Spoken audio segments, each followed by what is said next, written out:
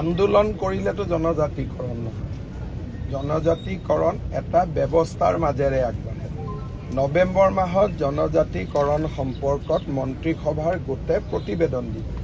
সেই প্ৰতিবেদনৰ ওপৰত ভিত্তি কৰি পৰৱৰ্তী ব্যৱস্থা ল'ব। আন্দোলন কিয় কৰিছে মই নিজেও বুজি নাপাওঁ, আৰু মই আগতেই কৈছোঁ যে আন্দোলনে সমস্যা জটিল কৰে, আন্দোলনে ক'তো সমস্যাৰ সমাধান নকৰে।